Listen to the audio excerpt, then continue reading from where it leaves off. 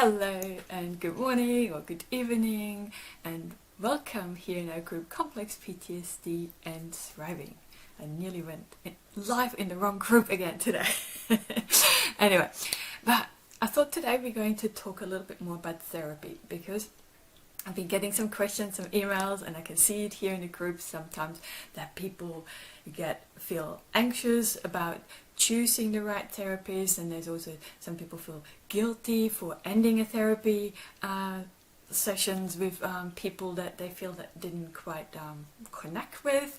So there's a lot to talk about. So, and I've got my notes. Hopefully I stick to them today. But if you do have any questions regarding that, then please type them in and I try to address them as well there. Oh, hi Larry. Yes, everything's fine. It's always me and technology is a struggle. But for those who don't know me yet, I am Tanya Bindecker. So I do have complex PTSD myself, and I have worked with a lot of therapists. I'm a psychiatrist. I had the same from 2006 till now, and it's ongoing. So this is nice to have a doctor that you have for a long time. But in between that, I've been working with many different therapy. I was just going to call them therapists, but that includes like your counselors, art therapists, psychologists, clinical psychologists, and all the ones, you know, what's there. Hi Jane. It includes them all. So I've done lots of different things because I am curious. I want to try different approaches. There's so many different avenues available to us to try. I went to healing workshops as well, like very short, intense kind of situations. It's very different to having sessions like weekly or fortnightly. So, but first up, I really want to highlight that that the therapeutic relationship is very different to a friendship. And this can be very tricky for us because our trauma was interpersonal trauma. So we have, you know, trust issues to start with. You know, is it safe for me to go there? Is it safe to disclose something? We have abandonment and rejection issues, right? So that's perhaps the biggest one for many. And there's also the codependency. Okay, we don't want to be creating a codependency with a therapist. A therapist is meant to actually equip you and share tools and practices and things with you so you can cope and manage your symptoms on your own. Okay, in theory that's what it's meant to be, but I know this isn't always the case. I've seen many therapists and it's more like a chit chat than anything. But we'll talk about that too. Okay, so. But this is really key that I know before I even go in there that therapeutic relationship will end. It's a given. Okay, you go there for a certain amount of session and then this will end.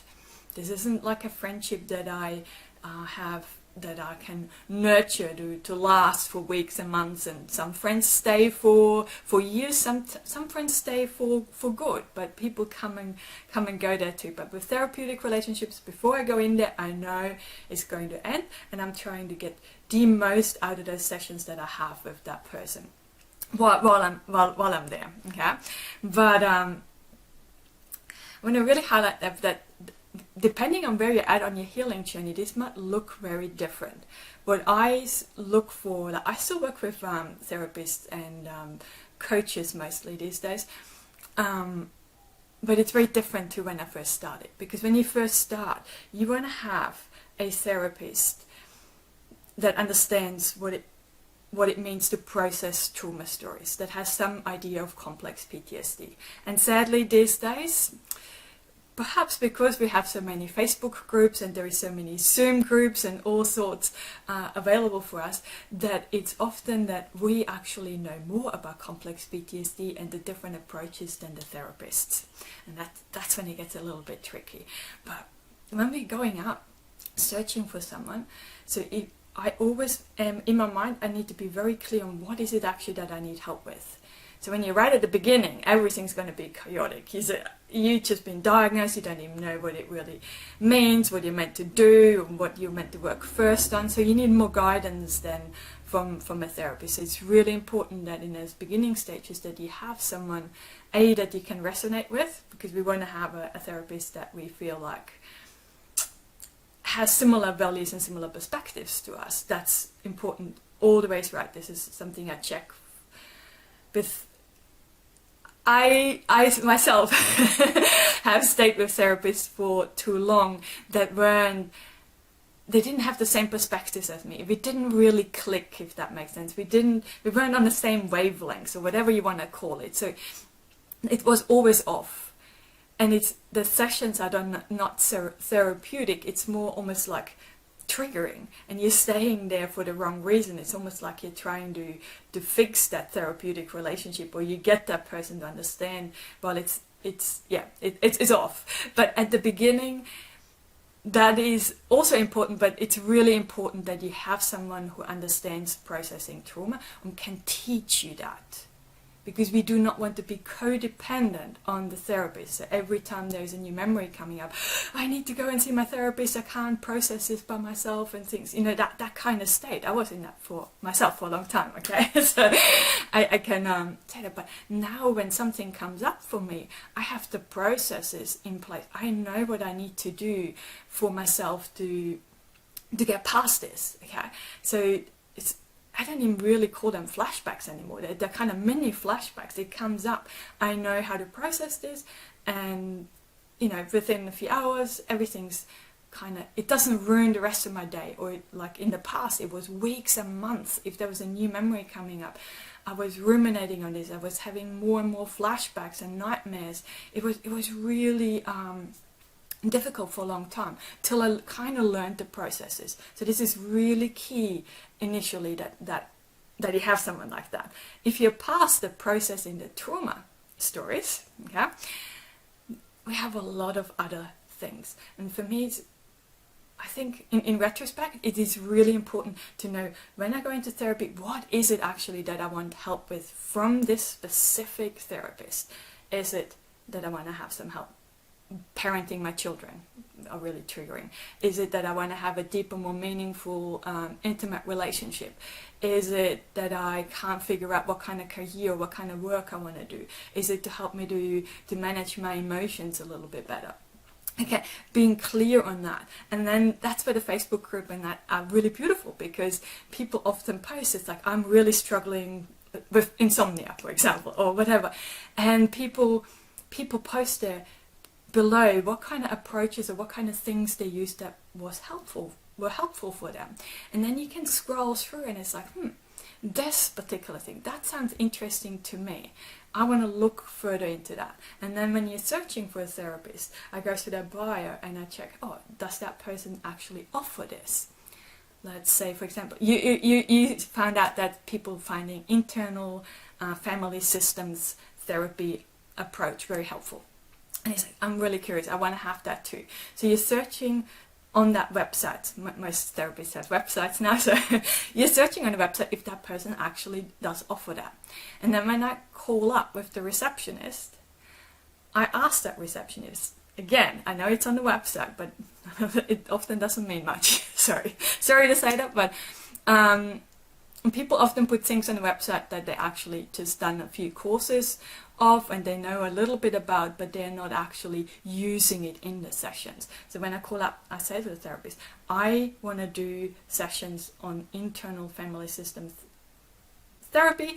Does that psychologist actually do that in the sessions? Can you please check with that person? Okay? Not just taking the receptionist's word, because half the time they don't even know what you're talking about, because that's not their expertise. They're there to book, make sure all the bookings are okay and all the money and all this kind of stuff. Okay, so you want to make sure that they check that this is, and always put it in writing as well, sending an email to make sure then that when I go in, and this isn't happening in therapy. It happened to me many times that I went there for a specific approach because that person had it in their bio. But then in the therapy sessions, we never did it, okay? And I get really frustrated about that. I don't know about you, but I live in Australia and we don't really get much money subsidized for our therapy sessions. It's 10 sessions, you get $125 each, and after that you have to pay. And most of the therapy sessions, you pay to $300 for. So there's a lot of money that I put into that. And if I'm paying for that session, I want to get what I came for. Okay, I am not here to just have chit chats. Well, it's nice to, especially at the beginning of the therapy, to go there and kind of dump it and just say that, and having someone listening to that story, have someone validate that story for you, have someone is like, nah, hey, hang on, this isn't, because I used to minimize things a lot, you know, it's like, no, this is actually abuse, this was not okay what happened to you. To have that validated is really important. And sometimes even now things happen in my life where I really want to just dump it all someone, you know, and sometimes it's not okay to do that with friends, and doing that in therapy sessions is fine. But if it's one session after another like this, and I start getting that sense that I actually get more out of having a chat with a friend over coffee, and then to me this is a sign that this is ending, okay? Because I got out of that therapist whatever they could offer me, whatever they could teach me, whatever they could learn me, I reached their limits. And then it's okay for me to say, okay, thank you for your services, but it's time for me to move on. It's very similar to if you're learning an instrument, for example, and you reach the level of your music teacher, then it's time to look for a new music teacher. Or if you learn swimming in childhood, that teacher that taught you swimming isn't going to be the same coach who's going to get you to Olympic levels if you want to swim in the Olympics, okay? So you've got to change coaches, you're going to change therapists, you're going to change teachers. It's okay to do that. We don't have to feel guilty to end that, because that's the beauty these days, that there's so many different approaches available. Okay, not every therapist offers art therapy, for example. But I know, you know, if I book in some sessions, I often like it when they have packages. You know, even for myself, I'm a coach too, so I usually offer packages, because there is then this clear ending. Okay, you have these 5 sessions, 10 sessions, and then I know in this time frame I want to tackle something, you know, some issue that I'm struggling with, and there. So for me, most of it is emotional these days. To really allowing all emotions to be present, not labeling them as good or bad. Any sensation is welcome, to make room for that when it comes up in the moment, not trying to push it down and say, oh, I'm dealing with that later. Let that emotion be there, and making room for that, and knowing that this is the perfect emotion for this moment, that it's not the wrong emotion, it's not at the wrong time, and allowing that to be. So this is what I'm working on at the moment. And some people always ask me, is it like, do we have to have therapy forever? And are we ever going to be healed? And I think there's a big difference, because at the beginning, when we're doing trauma therapy, when we're talking about our trauma stories and learning how to process that, I think this, to me, is the only thing that's really specific to complex PTSD. Everything else is actually almost part of self-development. Because I can see a lot of the books and things that you guys suggest, that's what everyone kind of reads. You know, Kristen Neff, Self-Compassion, for example, or Tara Brach, she has a book as well where she really talks about her RAIN method. And the RAIN method, she does meditation retreats on the RAIN method for everyone. It's no longer specific for complex PTSD. So you could almost, you know, is it still healing? Is it still a healing journey? If that sits right for you, you can call it a healing journey. If you want to change the name to empower yourself and think, no, I'm actually on a self-development journey, you can do that too. Whatever feels right there to you. And when we're talking about empowering as well, I want to say, when we're changing therapists and for different, to explore different approaches, it is you're in charge of what kind of questions you're answering and how much information you give that person. Always. Okay? Especially, this is really important at the beginning of your healing journey. You do not have to disclose all your trauma just, you know, when they have those intake forms with every new therapist. You don't have to.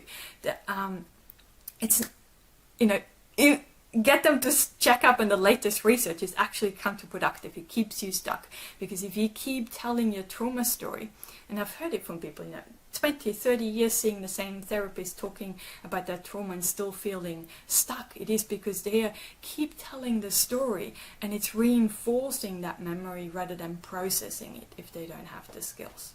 Okay? And most people who do those intake is most of the time it's written, or it's like forms to fill out, so there's not even a person there. But a lot of people who do those intakes, they don't actually know what it does to you after you told that story, because at the beginning that's really difficult. Then you go home and you're having flashbacks, you're having nightmares, you're ruminating about those stories again, and they don't get that. Okay, they don't get that this is the difference between someone having a traumatic experience that they're struggling with and someone who's had traumatic experiences and has complex PTSD. That's the difference there, and a lot of people don't get that. So it's totally okay for you to not share details. I always had a phrase I say to people, when they're asking me about my trauma, I said I had physical, sexual, emotional abuse all the way through childhood and my adolescence years, and that's enough for me. When people ask more questions, that it's just similar to what you can read in books and see in movies, And when they're still asking questions and want to know details, I was like, no. Have you checked up on the latest research? So you're actually doing me more damage than good asking those questions. It's not necessary for you to know the details to help me. It's not. Okay, we know that now. There's science there. And I'm perhaps a little bit harsh with people, but like I said, they don't know how it affects you after you told the story. You might be able to really hold it together there in the moment, but afterwards, by the time you're in the car, everything starts to collapse, right? Let me know. So, let me just check. I've been talking. Do you guys have any questions there for me? I think it's really important to say we want to empower ourselves there, that we can end the sessions when we feel we can't get anything out of it anymore, to only answer what we want to have some clarity about what we actually come or go to a therapy session. What is it specifically that I want to get out there? Yeah, I think I covered most of it. So, but we really want the therapist to actually teach us the skills, teach us the tools, so we can then implement them by ourselves. We don't want to be codependent on that. That's really important. Okay. Hey, Pamela. Thank you. So, because so many therapists don't do that. They don't actually teach you their approaches, and it's really sad for me. Okay, to see that, because I always get the emails. So if there's no more questions, I hope you guys feel a little bit more empowered, and keep checking into groups and see what others are doing for any specific symptom of our nearly said PhD, PTSD, or any symptom that we have, because different approaches work better for different things. Okay, like art therapy might really work well for emotional regulation. Dancing, some people love dancing to express their emotions, and I have a friend that she did pretty much all her trauma therapy, the way she processed her stories, was through dancing. She loved it. That was her modality of therapy. This will really not work for me. Okay? This is not my style, but it doesn't mean that it doesn't work for anyone. That's when we're seeing things, pick the things that are resonating with you, that you feel, okay, this is interesting, I want to try this. Whether this is drumming sessions, or whether it is schema therapy, or internal family systems, or drama therapies. That a lot of people have really found that helpful as well. So like I said, approaches that are available, it's endless there. So we don't want to dismiss anything, but also know that there's probably not a single approach that helps us with all our issues. Okay, because that's where some people get stuck. It's not the one single therapist. It's usually multiple. Like and anyone I spoke to had multiple different therapies, and from each one you learn different things. Oh, Pam said, I wish I knew that earlier. I wish I knew a lot of that earlier. I was by tens and thousands of dollars on my therapy and my own healing journey, and not knowing, you know, I learned it by trial and error. But I think that's why it's so good now in the last years that we have things like Facebook groups or Zoom groups and all these kind of things where we can bounce things off them, so we can inform each other there. So it's really, I highly encourage you, ask questions in the groups, reach out.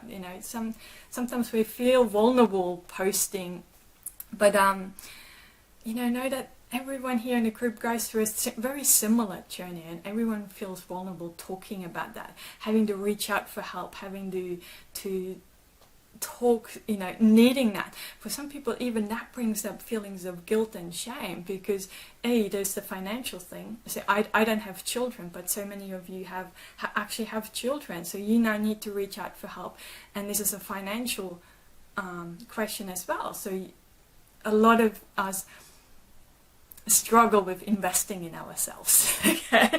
So that was a difficult thing at the beginning, but obviously I overcame that because I spent a ridiculous amount of money on myself and my healing journey. But when you have family, some people feel that is really challenging, and I really want to encourage you to reframe that for yourself, because by you actually reaching out and listening to yourself and doing your healing work, you're actually role modeling that to your children as well. Hey guys, it is okay. When you're feeling flat, when you're feeling blue, or when you're feeling angry, you can reach out for help too. You can, making that an open conversation. In our family, we can talk about emotions. We can say when things aren't going wrong.